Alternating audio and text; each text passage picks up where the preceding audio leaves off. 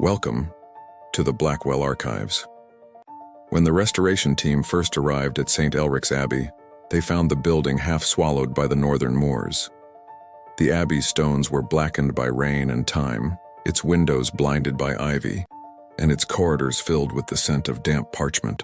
Among the crew was Dr. Miriam Hayes, a historian from Cambridge tasked with cataloging the Abbey's long-sealed archive.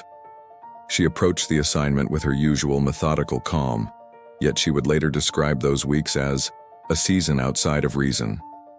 The records show that on her first evening she asked to sleep inside the Abbey itself, rather than the workers' lodging nearby.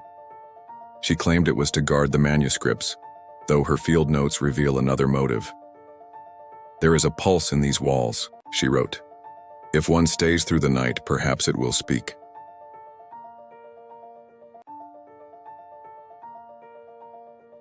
The archive lay behind a pair of oak doors bound with rusted iron.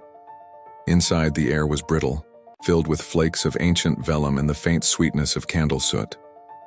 Shelves leaned inward like exhausted monks. By the second night, Dr. Hayes began to notice a strange consistency. Every 12th shelf contained a gap where a volume had clearly once rested. Dust framed the absences like halos. In her report, she noted, 12, 12, 12 again, removed deliberately. She asked Brother Tom, the caretaker monk, if he knew what had been taken. His face tightened. "Those were the hours of St. Elric," he said. "The founder's private devotions. They were never meant to be read." When she pressed further, he only replied, "He wrote them after the silence began."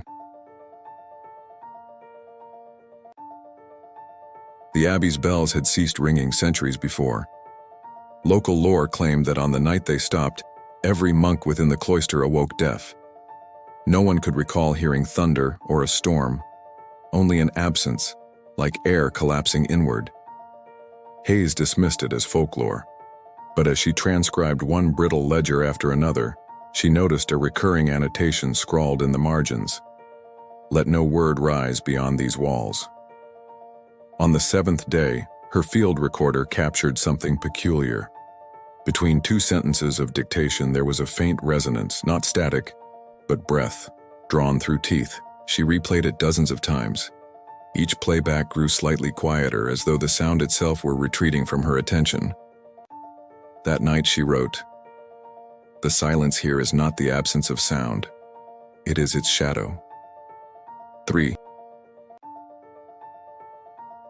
weeks into the restoration, a storm severed the road to the village. The team evacuated, but Dr. Hayes refused to leave. The generator failed. Candles flickered against the ribbed ceiling. In that dimness, she saw behind the 12th shelf the outline of another recess, a cavity sealed by mortar. Her tools recorded 7 hours of chiseling.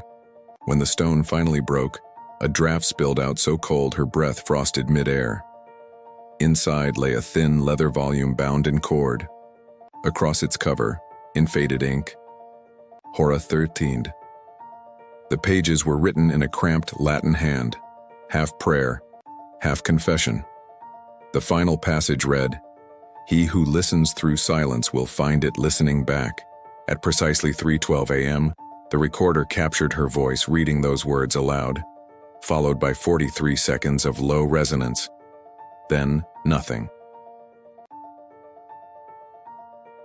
2 days later, the storm cleared. The foreman found the Abbey dark and empty, her bed unmade, her notes stacked neatly beside the desk. On the final page of her journal, she had written only, "Silence complete. Archive sealed." The missing tape was discovered weeks later inside the confessional near the nave. It contained the faint hum of wind, and once every 12 seconds, a soft, deliberate exhale, 3 beats long. No trace of Dr. Hayes was ever found. When this file reached the Blackwell Archives, it was accompanied by an unlabeled audio reel. Playback is discouraged. Exposure reportedly causes tinnitus and mild disorientation. However, a transcript of the reel's final 30 seconds was appended for reference.